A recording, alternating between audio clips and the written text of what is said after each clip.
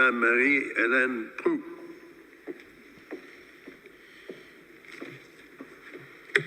Monsieur le Vice-Président. Mr. Vice President of the ASP, Excellencies, representatives of international organizations and NGOs, it's an honor for me to be able to address you today as the new head of the ICC Bar Association. I was elected 1 week ago today following a campaign based on 3 fundamental aspects. Firstly, increasing the number of members of the ICCBA so as to give us greater weight and credibility in representing our interests and the interests of our clients before the court. Secondly, to improve transparency and communication with members. And thirdly, the continuation of the legal aid reform and improvement of working conditions for Council's support staff. I obtained a strong mandate from ICCBA membership to pursue these overarching goals. But at this very moment, it is appropriate to focus on one of these issues: the working conditions and resources of external counsel and their teams, and the long-awaited legal aid reform, because you can do something about this at this session. You have no doubt heard about them or even seen them outside in the cold. This week, support staff in external defense and victims teams are undertaking a strike as a last resort measure after attempting to be heard for over 7 years in the registry and the ASP. They are external teams in more than one ways.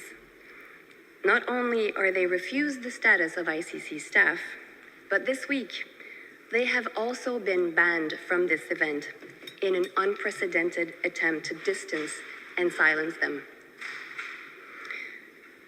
Your Excellencies, the time is now. Until the ICC embraces the external teams representing the defense and the victims, its justice ideal will not be achieved. The chronic underfunding of the legal aid system is endangering in very real terms the right to a fair trial and the principle of equality of arms, which is a principle upon which is based the legal aid policy. I urge you to see external teams, and in particular the defense, as essential actors in the justice process, keeping in mind that parties and participants to the judicial proceedings are entitled adequate resources to competently and efficiently represent their clients before the ICC. Their current working conditions imperil their ability to effectively represent their clients. The cost of living has increased dramatically in the Netherlands, while pay has been frozen for 9 years, which means a decrease in real terms. Today, for the same work, external team members get paid at least 30% less than their prosecution counterparts, who get pay rises in line with the cost of living. This is not consistent with the spirit of the 2013 legal aid policy passed by this ASP, which meant to pay external team members fees equivalent to their prosecution colleagues.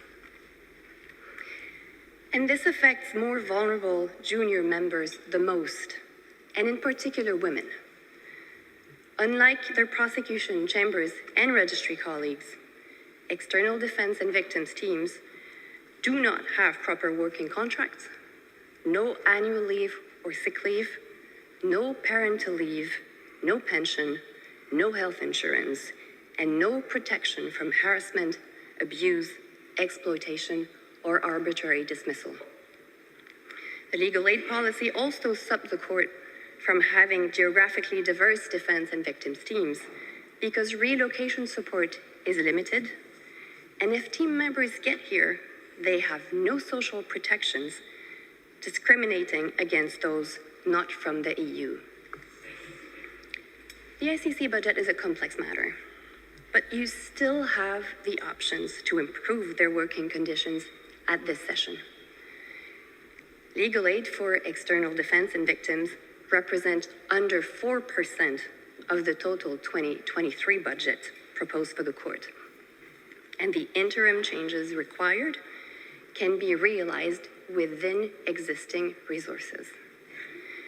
The ICCBA urges a state to propose the resolution which will finally facilitate implementation of the IER recommendation 328, in that it first commits the Assembly to adopting a legal aid policy at its 22nd session that will ensure adequate social and labor protections to external team members, and more urgently, requests the court to take interim measures within existing resources to ameliorate the conditions of members of defense and victims teams.